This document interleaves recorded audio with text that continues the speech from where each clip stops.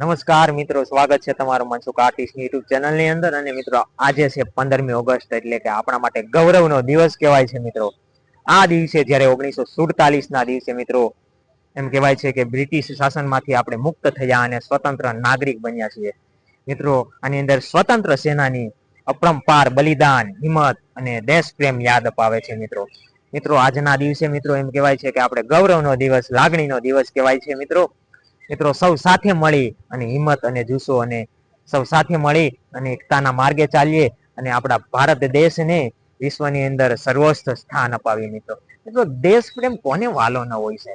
દેશ પ્રેમ અને મિત્રો જે દેશભક્તિ છે મિત્રો, જે બોર્ડરની ઉપર મિત્રો જે લોકો, જે સૈનિકો છે, એના કારણે તો આપણે અહીંયા સારી રીતે મિત્રો જીવી શકીએ છીએ, હરીફરી રહ્યા છીએ મિત્રો. એટલે સાહેબ મને કહેવાનું મન થાય છે કે જ્યારે 15મી ઓગસ્ટ હોય છે ને, એ દિવસે કંઈક આમ બધા લોકોને હિંમત આવી જતી હોય. કારણ કે સાહેબ કે જે આપણા દેશની સરહદ છે, સરહદની ઉપર સાહેબ એમ કહેવાય કે સૈનિકો હોય છે, જે આખું વર્ષ સરહદની ઉપર આપણા માટે રક્ષા કરતા હોય ને, ત્યારે જ આપણે અહીંયા સરખી રીતે જીવન જીવી શકીએ છીએ સાહેબ. તો હર કોઈ સૈનિકો મળે તો એમને પ્રણામ કરજો અને એની રિસ્પેક્ટ કરજો, અને આપણા દેશના તિરંગાની પણ રિસ્પેક્ટ કરજો સાહેબ.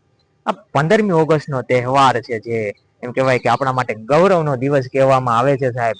એમ કહેવાય કે વિશ્વની અંદર બધા દેશોને ખબર પડવી જોઈએ કે આજે ભારતની અંદર 15મી ઓગસ્ટ છે સાહેબ. એવો આજનો આપણો આ ગૌરવપૂર્ણ દિવસ છે સાહેબ. એમ કહેવાય કે જીવનની અંદર જેમ જેમ તમે પણ સફળતાના માર્ગે ચાલો, એવી રીતે દેશને પણ આગળ આપણે લાવીએ. સૌ સાથે મળીને આપણે દેશને આગળ લાવીએ. નમસ્કાર મિત્રો. મિત્રો એટલા માટે આજના દિવસની, એટલે કે 15મી ઓગસ્ટની બધાને હાર્દિક શુભકામનાઓ. અને એટલા માટે જ મિત્રો હું ગૌરવથી કહી શકું કે સારે જહાં છે અચ્છા, હિન્દુસ્તાન હમારા.